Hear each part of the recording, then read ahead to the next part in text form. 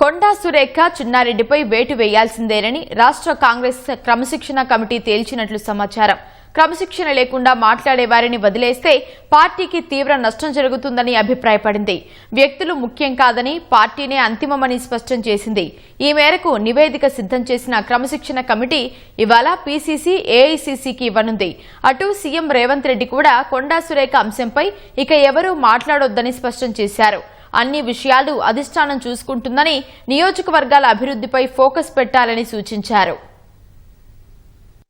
మంత్రి కొండా సురేఖ, ప్రణాళికా సంఘం ఉపాధ్యక్షుడు చిన్నారెడ్డిపై చర్యలు అనివార్యమని రాష్ట్ర కాంగ్రెస్ క్రమశిక్షణ వ్యవహారాల కమిటీ తుది నిర్ణయానికి వచ్చినట్లు సమాచారం. నివేదికను ఇవాళ పీసీసీకి, ఏఐసీసీకి ఇవ్వనుంది. ఏ స్థాయి వ్యక్తులైనా తప్పు చేస్తే చర్యలు తీసుకోవాల్సిందేనని కమిటీ తేల్చినట్లు సమాచారం. చూసి చూడనట్లు వదిలేస్తే తీవ్ర నష్టం జరుగుతుందని, వ్యక్తుల కంటే పార్టీనే ముఖ్యమనే అభిప్రాయానికి వచ్చింది. గతంలో వరంగల్ జిల్లా ఎమ్మెల్యేలు ఫిర్యాదు చేసినప్పుడే హెచ్చరించిన కొండా సురేఖ వైఖరిలో ఏమాత్రం మార్పు రాలేదని కమిటీ సభ్యులు భావిస్తున్నట్లు సమాచారం. సీఎం రేవంత్ రెడ్డిపై ఆమె కుమార్తె ఆరోపణలు చేయడం ఏమాత్రం క్షమార్హం కాదని కమిటీ తేల్చినట్లు తెలుస్తోంది. ప్రభుత్వంలో మంత్రిగా ఉన్నందున సీఎంపై కుమార్తె వ్యాఖ్యల్ని ఎందుకు ఖండించలేదని ప్రశ్నించింది. ప్రభుత్వంతో తనకు సంబంధం లేదన్నట్లుగా కొండా సురేఖ వైఖరి ఉందని అభిప్రాయపడింది. కొండా సురేఖకు మంత్రివర్గంలో కొనసాగే నైతిక అర్హత లేదని పార్టీలో చర్చ జరుగుతోంది. పెద్ద వయసులో ఉన్న పరకాల ఎమ్మెల్యే రేవూరి ప్రకాష్ రెడ్డిపై కొండా సుష్మిత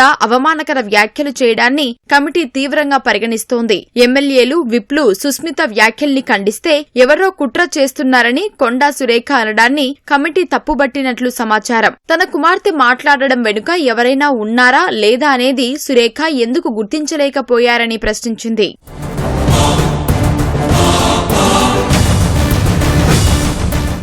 చిన్నారెడ్డి కూడా మంత్రిస్థాయి పదవిలో ఉండి పార్టీ టికెట్లను అమ్ముకున్నారనడం కూడా క్షమార్హం కాదని, ఆయనకు ప్రభుత్వ పదవిలో కొనసాగే నైతిక అర్హత లేదని పీసీసీ క్రమశిక్షణ కమిటీ అభిప్రాయపడ్డట్లు సమాచారం. చిన్నారెడ్డి గతంలో రాష్ట్ర కాంగ్రెస్ క్రమశిక్షణ వ్యవహారాల కమిటీ చైర్మన్ గా కూడా పనిచేసినందున ఇతర నేతలకు ఆదర్శంగా ఉండాల్సింది పోయి ఇలా వ్యవహరించడం ఏమాత్రం తగదని కమిటీ భావిస్తోంది. వీరిద్దరిపై చర్యలు తీసుకోకపోతే ఇతరులకు భవిష్యత్తులో సమాధానం చెప్పలేని పరిస్థితి వస్తుందని కూడా కమిటీ గట్టిగా భావిస్తోంది. సోమవారం committee chairman Mallu Ravi CM నివాసానికి వెళ్లి మర్యాదపూర్వకంగా కలిశారు. విదేశీ పర్యటన నుంచి తిరిగి వచ్చిన సందర్భంగా సీఎంను కలిసినట్లు ఆయన తెలిపారు. పార్టీలో జరుగుతున్న పరిణామాలపైన కాసేపు ముచ్చటించినట్లు సమాచారం. మంత్రి కొండా సురేఖ అంశంపై ఎవరూ బహిరంగంగా మాట్లాడవద్దని పార్టీ అధిష్టానం నిర్ణయం తీసుకుంటుందని ముఖ్యమంత్రి రేవంత్ రెడ్డి స్పష్టం చేశారు. సచివాలయంలో అందుబాటులో ఉన్న మంత్రులు, ప్రజాప్రతినిధులతో ఆయన సోమవారం సమావేశమయ్యారు. ఎమ్మెల్యేలందరూ నియోజకవర్గ అభివృద్ధిపై ఫోకస్ పెట్టాలని